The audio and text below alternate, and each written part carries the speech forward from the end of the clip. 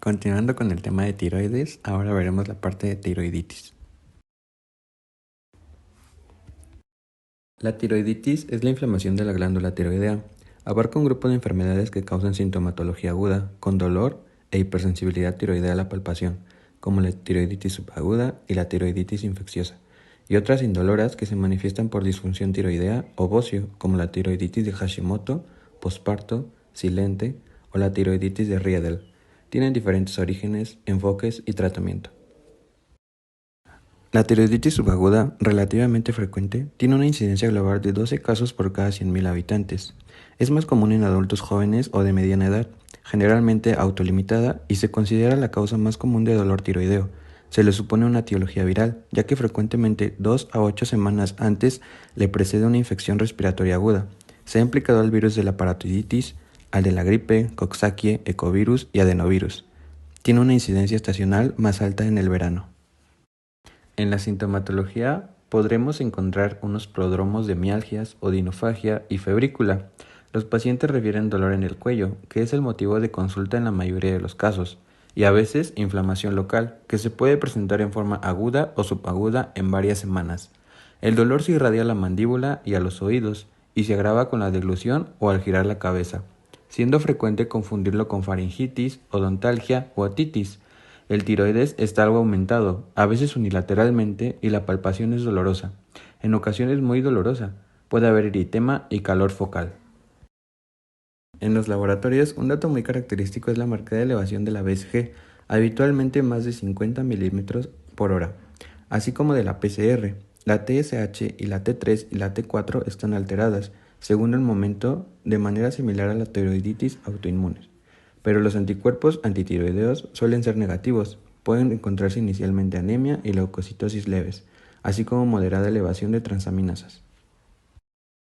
El diagnóstico es fundamentalmente clínico, confirmado por el laboratorio, y en los casos típicos con evolución normal no suelen necesitarse las pruebas de imagen. El tratamiento es sintomático, se puede iniciar con aspirina a dosis antiinflamatorias o AINES, y si hay mejoría en 2 a 3 días o desde el inicio en episodios muy sintomáticos, se pautan corticoides de 40 a 60 miligramos de prednisona diarios, que se retiran progresivamente en 4 a 8 semanas. La tiroiditis aguda o supurada es muy rara. La infección está generalmente causada por estafilococos o estreptococos, también micobacterias u hongos en pacientes inmunodeprimidos o con alteraciones congénitas del seno piriforme. Son pacientes que impresionan de gravedad, con fiebre alta, disfagia, disfonía y con dolor y eritema localizado sobre la glándula. El diagnóstico se confirma por ecografía y cultivo. Se precisan antibióticos intravenosos y en ocasiones drenaje quirúrgico.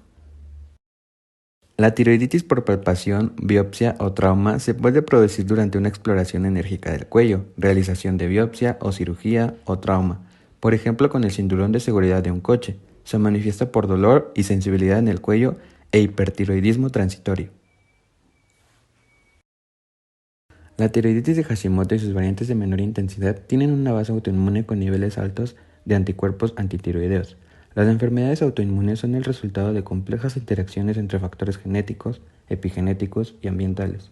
Son desencadenadas, según algunas teorías, por un virus con una proteína de estructura similar a la tiroidea, o en mujeres por la acumulación de células fetales en el tiroides materno durante el embarazo.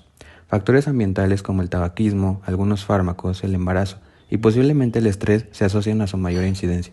La tiroiditis de Hashimoto se caracteriza por la presencia de bocio con intensa infiltración linfocitaria. Es la causa más frecuente de hipotiroidismo en las zonas donde no existe déficit dietario de yodo, y los síntomas de hipofunción tiroidea suelen ser el motivo de su diagnóstico. Es frecuente su asociación con otras enfermedades autoinmunes. En los datos clínicos es característica la presencia de un pequeño bocio firme e irregular y no doloroso al tacto con sensación de plenitud en la garganta. Los anticuerpos anti-TPO, anticuerpos antiperoxidasa, son positivos en el 90% de pacientes y los antitiroglobulina en un 20 a 50%. La BCG es normal o casi normal. La ecografía muestra una glándula hipoecogénica y sin nódulos. El curso habitual de esta tiroiditis es la pérdida gradual de función tiroidea. En los pacientes con hipotiroidismo subclínico con anticuerpos antitiroideos, el hipotiroidismo franco se presenta con una incidencia del 5% anual y una vez presente es permanente en la mayoría de los casos. El diagnóstico de tiroiditis de Hashimoto se basa en elementos clínicos asociados a elementos de laboratorio, presencia de paciente con bocio difuso de consistencia aumentada sin otra enfermedad tiroidea conocida, como la enfermedad de Graves, presencia de anticuerpos antitiroideos anti-TPO y o antitiroglobulina, e una infiltración linfocitaria conformada por estudio citológico, mediante una punción con aguja fina. El tratamiento de elección es la sustitución con levotiroxina. El objetivo es disminuir los síntomas adjudicados a la disfunción y normalizar la TSH. Existen evidencias de que el hipotiroidismo subclínico, en presencia de anticuerpos antitiroideos, existe mayor prevalencia de dislipidemia y aterosclerosis, por lo que se recomienda el tratamiento con levotiroxina con el objetivo de normalizar la TSH. La tiroiditis posparto se define como la aparición de enfermedad tiroidea en el primer año posparto o tras un aborto. Es frecuente su incidencia en la población general, que es de aproximadamente en un 7 u 8%, con un amplio rango de diferentes estudios que varía entre el 1 y un 17%. En mujeres con diabetes tipo 1 u otras enfermedades de base autoinmune, su incidencia es 2 a 3 veces mayor. Hasta un 50% de las mujeres con anticuerpos antitiroideos positivos en el primer trimestre del embarazo la desarrollarán. La mayoría de pacientes, del 40 al 50%, experimentan una fase hipotiroidea aislada y el 20 al 40% una tirotoxicosis aislada. Las fases clásicas de hiperhipotiroidismo solo se ven en un 20 a 30% de casos. El hipertiroidismo comienza entre el primer y el sexto mes tras el parto y dura 1 o 2 meses. La fase hipotiroidea se presenta entre el cuarto y el octavo mes tras el parto y dura de 4 a 6 meses. El 80% se lo hormonizan al año. Después de un primer episodio, la recurrencia en posteriores embarazos es de un 70%. La fase hipertiroidea no suele necesitar tratamiento, pero en casos muy sintomáticos pueden darse beta bloqueadores. Lo mismo ocurre en la fase hipotiroidea, pero si se prolonga o es sintomático, se administran hormona tiroidea, que debe ser retirada en 6 a 12 meses para comprobar si la función tiroidea se ha normalizado. La tiroiditis silente es similar a la posparto, sin el antecedente de embarazo o aborto en el último año. Se considera una variante de tiroiditis de Hashimoto, incluida en el espectro de enfermedades tiroideas autoinmunes. Habitualmente cursa con anticuerpos antitiroideos muy elevados. Su principal manifestación clínica es hipertiroidismo. En la mayoría de los casos no se precisa tratamiento ni durante la fase hipertiroidea ni la hipotiroidea, ya que la alteración raramente es severa y generalmente es transitoria, aunque hasta el 20% de los pacientes desarrollan un hipotiroidismo permanente. La tiroiditis de Riedel es la forma menos frecuente de tiroiditis. Se debe a un proceso inflamatorio que afecta al tiroides y tejidos cervicales adyacentes, asociado con frecuencia a un periodo de fibrosis sistémico y a tabaquismo. Los pacientes presentan síntomas por hipotiroidismo e hipocalcemia y síntomas compresivos locales. A la exploración se palpa una glándula de consistencia pétrea. El tratamiento se basa en terapias antiinflamatorias, restringiendo la cirugía al diagnóstico y a la descomprensión de la vía aérea, si es precisa debido a la alta incidencia de complicaciones posoperatorias. Aunque muchos fármacos pueden alterar el resultado de las pruebas tiroideas, solo unos pocos provocan destrucción autoinmune o inflamatoria. La disfunción tiroidea inducida por amiodarona es frecuente entre el 2 al 30% de los tratados, dependiendo de la ingesta de yodo previa y de la situación tiroidea previa.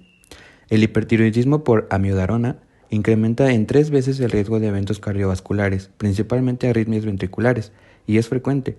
Se detecta en un 3 a 5% de los pacientes, incidencia que sube al 10 o al 12% en zonas como con déficit dietético de yodo. Existen dos tipos. El tipo 1 se debe a la excesiva síntesis y liberación de hormona tiroidea. Es más frecuente en pacientes con problemas preexistentes tiroideos, como bocio multinodular y en zonas con déficit endémico de yodo. Se produce por el alto contenido de yodo de las tabletas de amiodarona. Una tableta de 200 miligramos libera de 6 a 7 miligramos de yodo, que inducen una síntesis acelerada de hormona tiroidea. El tipo 2 es una auténtica tiroiditis destructiva inflamatoria, que responde mejor a altas dosis de corticoides. Posteriormente pueden desarrollar un hipotiroidismo bien transitorio o permanente. La diferencia entre ambos tipos es difícil, sobre todo por la existencia de formas intermedias. La tipo 1 es más frecuente si un bocio previo multinodular o difuso y o un déficit dietético de yodo. Son frecuentes las formas mixtas o de etiología incierta, en las que puede ser preciso un tratamiento combinado inicial con metimazol y prednisona. Si se alcanza una rápida respuesta en 1 o 2 semanas, probablemente se trate de un tipo 2 y los antitiroideos pueden suspenderse. En caso contrario, deben mantenerse ambos fármacos. El hipotiroidismo subclínico o clínico con altas cifras de anticuerpos antitiroideos y el bocio son muy frecuentes en los pacientes en tratamiento con litio, entre el 40 al 50% y el 20 al 30% respectivamente, generalmente en los 2 primeros años de la terapia. De hecho, el litio ha sido usado como tratamiento del hipertiroidismo alternativo a los antitiroideos. El tratamiento es sustitutivo con las pautas habituales, no precisando suprimir el fármaco. Los pacientes tratados con interferón alfa, aún sin autoinmunidad órgano específica previa, pueden desarrollar en más del 15% de los casos anticuerpos antitiroideos y disfunción glandular.